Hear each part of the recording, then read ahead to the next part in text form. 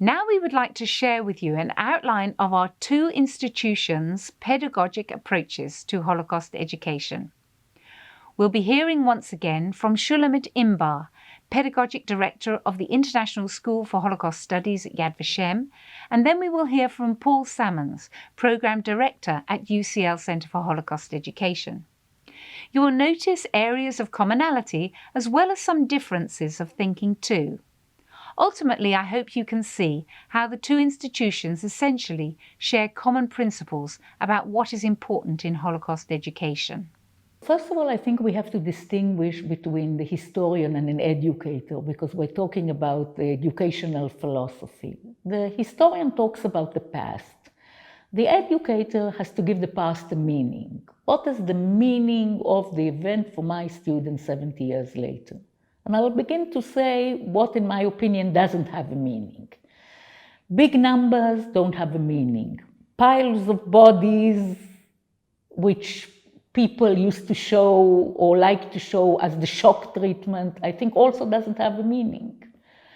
What has a meaning is the fact that in the gas chamber, the Jewish world and all civilization lost people, communities, families. A whole spiritual world was lost in the Holocaust. And I think this is the connection that we have to do when we teach the Holocaust. So actually, because the Nazis dehumanized them and left us with piles of bodies, we have to actually rescue the individual out of the pile of bodies in order to speak about them. So the first principle that we have is we begin teaching the Holocaust from life before the Holocaust. If you want to know what we lost, let's get to know what existed. Who were the Jewish people before they became victims? I think it's a very important thing to teach about victims, all victims, not when they're victimized, but as people. I get to know them like I would get to know my relatives. Who were the Jews as living people in civilization? Most of the Jews in the eve of the Holocaust lived in the modern world, and as we say, the Holocaust happened in the modern world. That's why it's relevant. These people were living a very similar life like we live today in the modern world. Yes, they didn't have computers, but they were living in a world which many of the things that they were struggling and asking themselves are really questions that we are asking ourselves in the modern world. Therefore, I think we have to teach a lot about Jewish youngsters before the war. What did they dream about? How did they want to see the world? Which schools did they go? What did they do in their leisure time? And to get our students closer to feel empathy to these people really before the Holocaust, and to teach about them in different countries that they were living, different things that they liked, different music, different sports, different things that engage our students to the world of these people before the Holocaust. I think there's something very important to teach about when we teach about giving a face and identity in the Holocaust. The Nazi didn't only kill the Jews. Before killing them, that they humanized them. What does it mean? They try to create a situation where people will lose the sense of what's to be human. And I'll give an example. When you are closed in a ghetto, like the biggest ghetto in Poland, in Vashem, and you get 184 calories a day, the question is, how do you stay human? Okay, the Jews were imprisoned in that ghetto in a very crowded situation, and more than 80,000 of them died in the ghetto, not from gas chambers, but from dehumanization. So what happens to people when they're hungry, when they're dehumanized? How did people live in the world of chaos? I think that this is a question as a teacher, not how did 80,000 people die from starvation when they didn't get food. But the question is, if 500,000 people are imprisoned in that ghetto, so how do 400,000 people survive and live in the world of chaos? What happened to people? What happened to moral stands? What kind of moral dilemmas did these people have in their everyday life? Let's get to meet them in their everyday life. How did mothers cope with the fact that they couldn't give food to their children? What do they say about it, that their children had to smuggle food into the ghetto? Smuggling is actually stealing. But mothers write in their diaries, yes, the child had to smuggle food into the ghetto, but we were trying to teach him not to steal something he doesn't need to overcome starvation. So they're trying to keep kind of morals in the world of chaos, although it's difficult. Another question could be, how did doctors function in the everyday life? What kind of moral dilemmas did doctors have in the everyday life? We're very familiar with a very famous dilemma that was presented in Ghetto Vilna by the head of the hospital when he gathers 5 people to a secret meeting in the ghetto, and he says, I have people sick with diabetes in my hospital. I managed to smuggle an amount of insulin that has to last for at least 3 months. But I know that if I'll offer all the people in the hospitals, the ones who are very sick and the ones who are less sick, the insulin that I have here, they will all die after a month. So what should I do, he asked the ethical committee. And in fact, in the ethical committee, there's a former Jewish lawyer, there's a rabbi, there's 2 of his colleagues, and 1 person from the Jewish leadership. And they get very furious at him. How do you ask us who to divide the medicine? We can't tell you who to give the medicine and who not to give. And he says, well, look, a month ago, I had a different sickness in my hospital. I offered the same medicine to all the sick people and they're all dead now. So I'm asking you to help me as an ethical committee who to save. The end of story was that the ethical committee refused to make a decision. Dr. Weinreb made the self-decision to offer a larger portion of insulin to the less sick people. But after 3 months, he didn't get a new supply, and like this or like that, everyone died.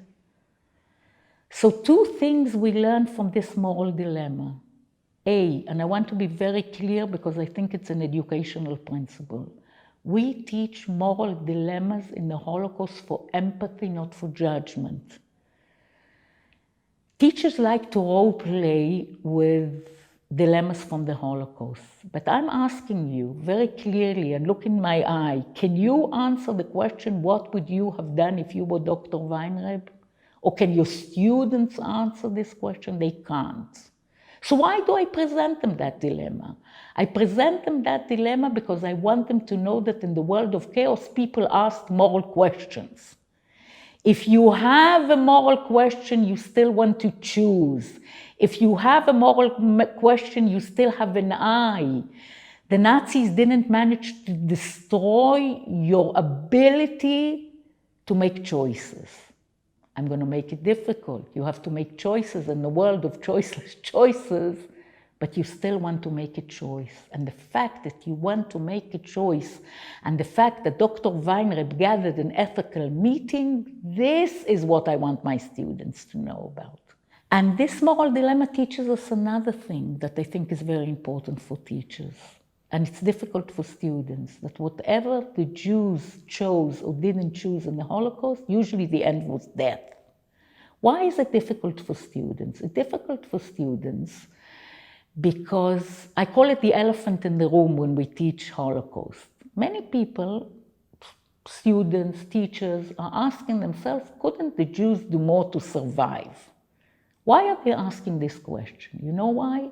They're asking these questions because we believe very strongly, and we tell it to students, if you'll do more effort, you'll succeed. We connect between success and the effort a person does in order to succeed. So they come and ask the questions, why didn't Jews do more effort to survive in the Holocaust. You told us that where there's a will, there's a way. You know, we have all these slogans here.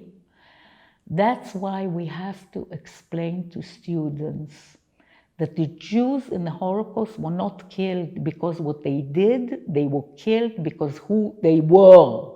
The Nazis didn't care what the Jews did or didn't do in the Holocaust. I think nearly in every lesson we have to put something, when we teach moral dilemmas, also something about Nazi ideology to explain the frame and the context of where these dilemmas took place. Otherwise, you can ask all sorts of questions because you don't have the background and you don't have the knowledge about. And I think in the research also, it was said that without context, you can't go to stories and to moral dilemmas. And this is, I think, a very important thing. So if we began our educational philosophy and said we begin life before the war, and the second thing in our philosophy was how did they survive and live in the world of chaos, and can I learn some meaning for that for my students? The third thing in the philosophy will be the way the survivors chose to return for life. We think it's a very important thing to teach about. You see, so the historian says that the event is between 1933 and 1945. The educator asked questions before the Holocaust and after the Holocaust. Two questions survivors asked themselves in the day of liberation: why to live? And the other question was the question of revenge.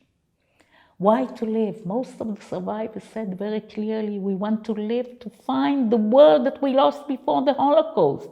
They were looking for family, they were looking for friends, they were looking for teachers, they were looking for the life that they lost. And I think the shock was, and the trauma was after the Holocaust, when they acknowledged that they were left alone in the world. No one was left. And this also deepened the question of revenge. And here we have something very unique that I think is important for our teaching. The new meaning survivors gave for the word revenge. When survivors talked about revenge in a DP camp, they talked about continuation and building families.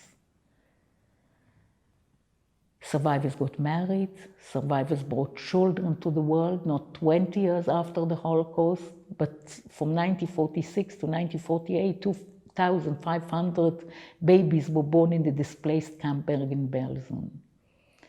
As a teacher, it astonishes me the educational programs that were built for children in the DP camps after the war. They were trying to mend the world. They said if the world was destroyed, survivors believed not in revenge, what we say eye against eye, but in building. This doesn't mean that all the survivors lived happily ever after. I want to be very clear here. There were survivors that couldn't return back to normal life. Many survivors that returned to normal life had nightmares. And we know it from the Israeli society because many of our parents used to get up in the middle of the night and go back to the trauma that they went through the Holocaust. So it's not happily ever after. But I think it has a great educational meaning for our students to understand that many people asked after the Holocaust if the Holocaust was done in the model world by learned people, maybe all the values of the modern world shouldn't exist anymore. I think the survivors gave the answer that if you destroy the world, you can also mend it, and there's a future for the world. So thank you. I think overall we're guided by perhaps four kind of key areas in terms of how we approach teaching and learning about the Holocaust, which we've termed authentic encounters with this past. And what we mean by authentic, these four different areas. One would be the importance of young people generating their own questions, feeling free to inquire into this history for themselves. One of the ways that we do that is to provide some stimulus material, which might be a small shoe, for example, a child's shoe, which young people are facilitated in exploring the meaning of that shoe. So a shoe found at Auschwitz-Birkenau, and through careful questioning and support, the students themselves reveal the history of the object and the narrative of the owner, and are left with a dissonant space, a difficult cognitive space, and an effective emotional space, where they are provoked into asking really quite difficult and profound questions. But those questions are generated from the students, the individuals, and the group itself, rather than being prepackaged by the teacher, in the sense that the students arrive at these questions, and those questions then govern the scheme of work. We consider this to be an authentic encounter, because the students themselves are following their own line of questioning. These are not borrowed meanings or packaged meanings set in advance by the teacher, but are freely arrived at by the students through their encounter with this history. So the student-led inquiry questions is one key component. How they then explore those questions is another element to authentic learning, or finding authentic meanings in this past. Because one of the guiding principles we suggest to teachers is not to just answer the students' questions. One of the reasons why young people and adults ask questions of this period is because they don't really want to think about it anymore. It's a very difficult, traumatic, upsetting and dissonant space to be when you're exploring mass atrocity. So simple answers are very well and quickly received. It allows us to stop thinking and to move on and to do other things. We want young people, though, to stay in this space, wrestling with those difficult problems and trying to make meaning for themselves. So one aspect is not to give the answers to the students, but rather to allow them an encounter with original evidence from the past, sources from the past, which might be photographs or film or artifacts or case studies or documents.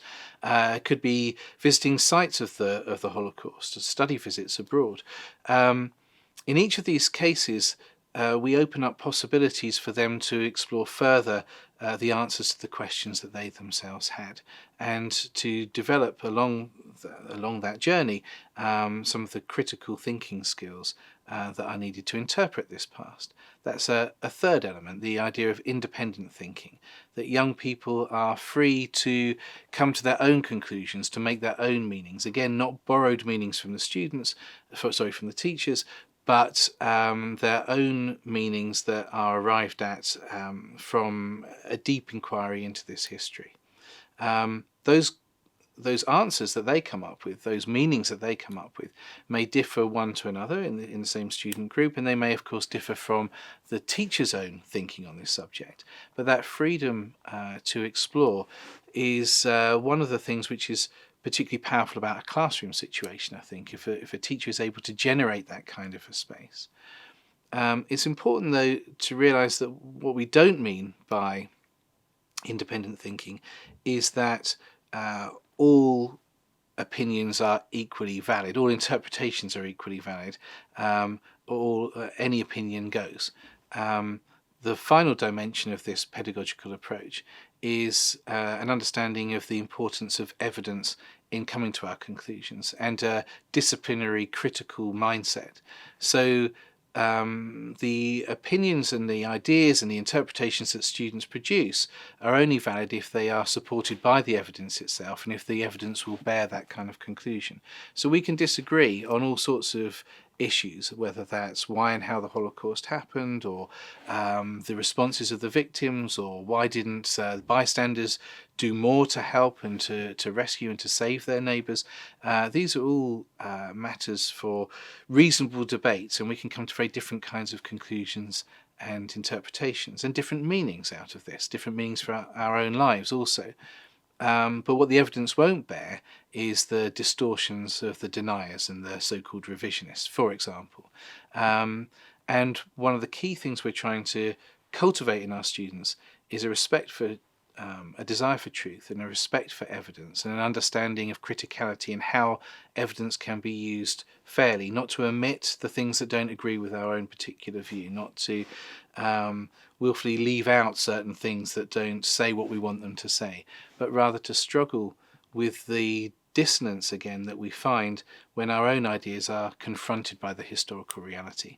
And rather than trying to change the historical reality, sometimes we actually have to change our own worldview and our own way of thinking about human behaviour and how and why this was possible.